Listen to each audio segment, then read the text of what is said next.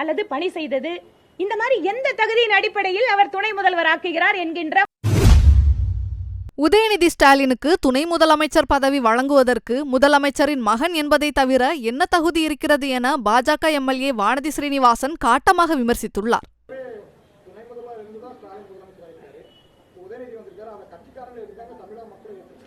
கட்சிக்காரங்க ஏத்திருக்காங்க, தமிழக மக்கள் ஏத்திருக்காங்கன்னு எப்படி சொல்ல முடியும்? Correct. I am not denying his prerogative in appointing his ministerial colleagues. I am not disputing that. But நாங்க மாறலா ஒரு கொஸ்டின் உங்க முன்னால வைக்கிறோம்.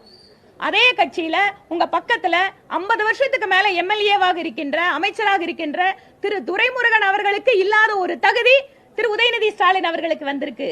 இல்ல அந்த கட்சியில நீண்ட வருடங்கள் அனுபவம் அல்லது பணி செய்தது, இந்த மாதிரி எந்த தகுதியின் அடிப்படையில் அவர் துணை முதல்வர் ஆக்குகிறார் என்கின்ற மக்களுடைய கேள்வியை நாங்கள் வைக்கிறோம்.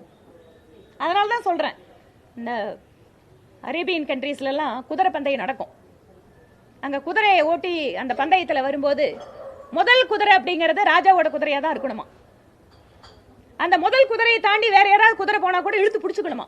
ஏன்னா முதல் குதிரை ராஜாவோட குதிரையா இருக்கணும் அந்த காலத்துல. இப்ப என்ன மாறி இருக்குன்னு எனக்கு தெரியல, நான் படிச்சதை சொல்றேன். அந்த மாதிரி இங்க முதலமைச்சர், துணை முதலமைச்சர் அப்படிங்கிறது எல்லாமே ஒரு குடும்பத்திற்கு சார்ந்ததாக இருக்கிறது. அதனால் இது குடும்ப அரசியல், இது வாரிசு அரசியல் அப்படின்னு நாங்க சொல்றோம்.